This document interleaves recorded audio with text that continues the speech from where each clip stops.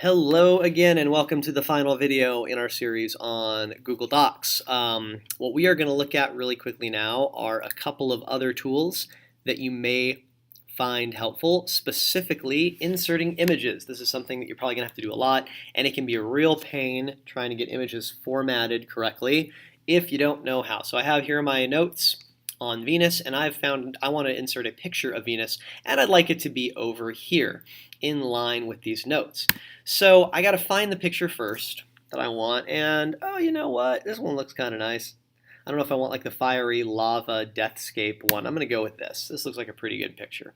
I've changed my mind. I want this one. So right here is a photo that I found on Google image search. It's pretty big. That's good to know. But what I need to do in order to get this picture is I need to find where it is, because the way that I'm going to insert it, there's a couple of ways I can insert it, but the way that works best for me is to insert it via its web address. So what I'm going to do is I'm going to two-finger click.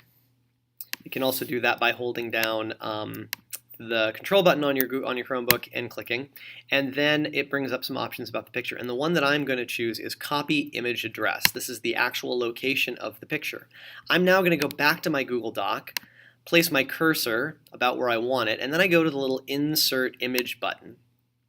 And I am going to go insert by URL, and I am going to paste the image here. It pops up to show me the one that it's going to insert, and then I insert it. Now, I've just knocked my entire, all my notes out of whack, right? That's really bad. So I need to do some resizing, clearly. And so the first thing I'm going to do is make it a little bit smaller, and the way I do that is I click it once, and I know that it's ready to be resized when I see these little blue squares around it. And I'm going to grab one corner, click, hold, and drag it until I get it about the size that I want it. That's much more manageable, right? Now, the other thing that I want to do is I wanted it over here. And you'll see that like you can't really drag. If a picture, depending on the settings, you see how it says inline, that means that this picture is going to sit in line with the text. The way to make pictures a little bit easier to move around is to switch on the wrap text option, because now I can actually drag it and place it anywhere on the doc that I want.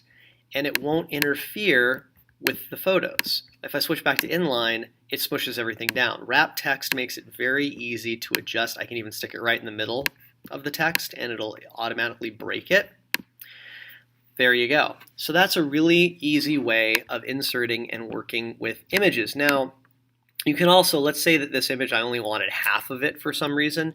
Up here is a crop button. If I click crop, these little black lines appear around it. And then what I want to do is I want to click, hold, drag, and let go. And that crops the image and cuts it out. Maybe I want something kind of like this where it looks like it's coming out of the dock or something. I don't know. It's pretty cool. Little trick right there for inserting images.